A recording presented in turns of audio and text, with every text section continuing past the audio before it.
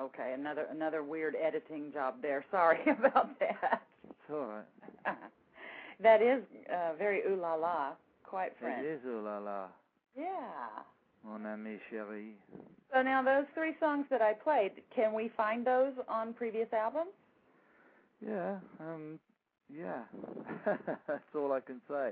I mean, like I say, on some of my compilation albums, they're all there, somewhere. I did so many things and so many songs, and went to too many parties. I can't remember off what was on what, But yeah, they're all on record somewhere, or CD somewhere.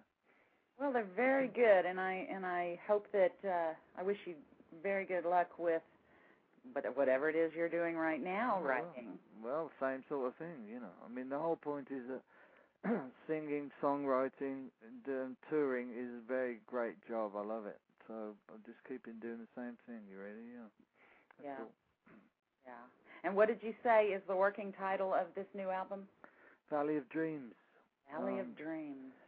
Yeah, like I like that. I like that. Yeah, thank you. Yeah, it's well, when people know the lyrics of the songs or join them all together and get the story, my whole thing now is, and always has been actually, is albums with a story that go through a whole mood and a sequence, like a concept type of thing. Which, of course, the Moody Blues are kind of famous for as well, but that was after me. But, yeah, so this has a theme going all the way through it of all songs relating to those 2 valleys, and coming to America and living in America and all that kind of thing. Well, how did you end up to be living in Las Vegas? Well, we just came here for Christmas, actually, and we'd been touring around all over California, kind of house hunting and looking for things. Because, when you're on the road all the time, you don't get to see much. Well, you see a little bit, but then you don't spend enough time there. So this is an opportunity to go and drive around for about a year and just go all over the place. And so we ended up here as a result of the fact that it was snowing in Oregon and we wanted to get somewhere warm, at least semi-warm. So we went here, came here for Christmas and ended up staying. And, like I said, I get a chance to see a lot of bands that come into town, and for a musician, really, that's a great thing to... Vegas has become a lot more of a musician's town recently than it was for a while. It was in the 80s, of course, and then electronic digital took over and tapes and all that.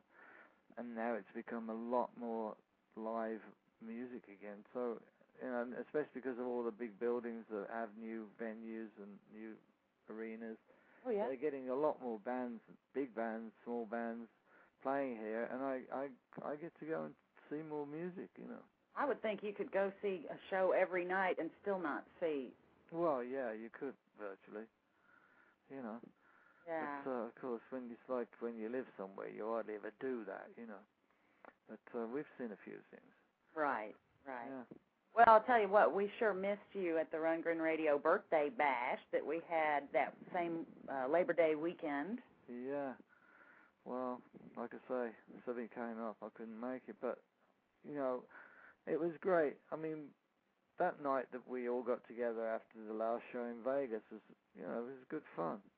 Up on eating all that great food up on the roof there, and it was just great. And, yeah. I had all intentions of coming, but there again, I couldn't. Certain things happen. You just don't get a chance to do everything. Right. But anyway, I hope it went well.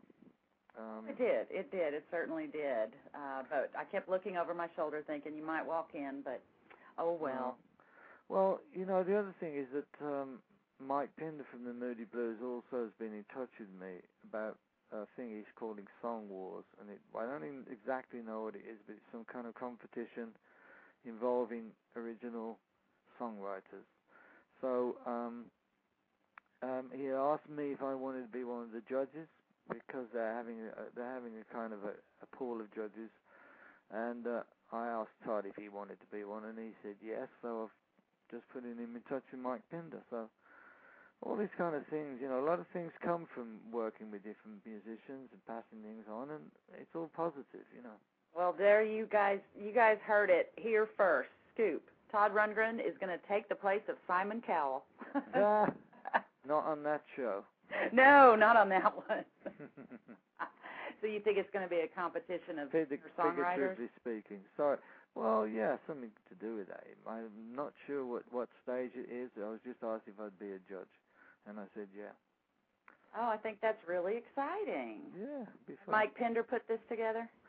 Well, yeah, he's working on it, but you know, like I say, Todd would be a judge. It's not like I would have the same people all the time. That's what I'm saying. Oh, I see. Okay. No, they want a mixture of people they can pick from for different things. Okay. Yeah. Kind of an ensemble. Yes, exactly. Well, speaking of ensemble, we keep coming back to the Sgt. Pepper's gig, of course, because that was the first time I got to see you perform live, and of course got to meet you after the show, and here you are tonight. How did that particular tour come about? Who asked you to join, and what's the backstory on that?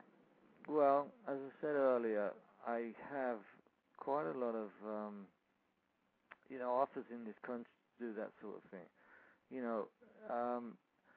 And I was offered the job. I was just offered from a company in New York that I've worked with quite a lot, 21st century artists, who have done similar things. They did a walk down Abbey Road. I did a couple of those shows, and in fact, that's where I met Todd on one of those shows.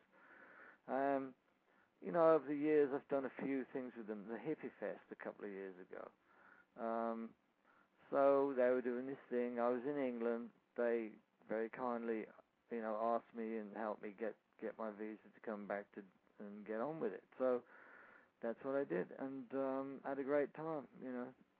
Like I say, I actually went to a few of those sessions.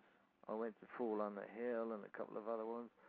And it was great to get up there and do a Sgt. Pepper album. Never thought I would ever get to be involved in something like that, but it was very good. It was such a great cross-section of people. It certainly was. Yeah. So, it didn't come across like a tribute band, but it came across as a tribute to the album, which was fantastic. Yeah. And, the audience loved it. Well, I'll tell you what, you killed with that, Within You, Without You, or I don't know the title. But you totally killed with that, and I tried to. My cohort Doug actually has a live bootleg that someone taped in the audience. Whoops! And we tried to get a good cut off that today, but it was not to be. There were lots of people talking in the background. But what was that like, dealing with Jesse as the music director and the string section, and you and Jonathan doing your parts? That was quite a production, just that one song. Yeah, exactly. Especially since when I learnt it from the record, I learnt the wrong version. I'd forgotten all about it. And I learnt the version that they're doing on the Love Show in Vegas. So it was a mixture of that song and Turn Off Your Mind, Relax and Float Downstream with John Lennon.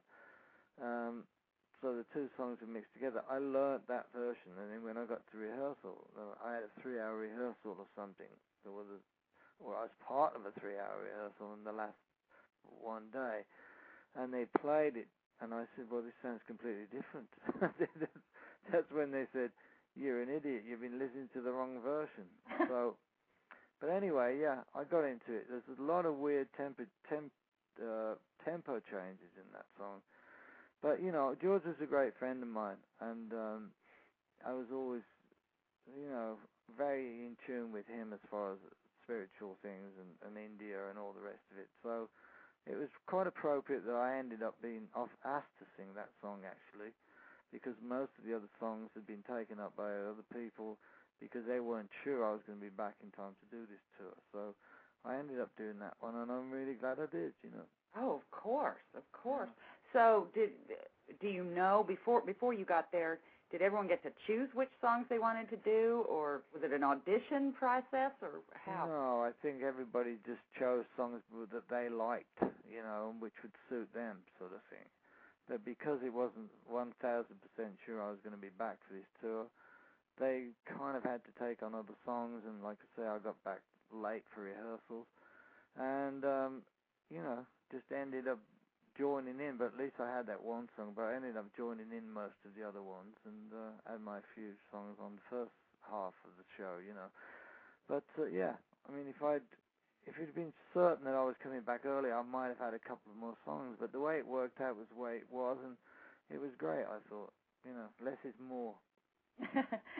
Well, like I said, you were one of the standouts between you and Todd, and of course everyone was good, but you did say it was quite a mixture of personalities up there. Let's touch on some of those personalities. What was it like working with Jesse Grass as a musical director? Well, Jess is amazing. I mean, he writes all sorts of music books for tuition books. He does all the Beatles songs. He does everybody.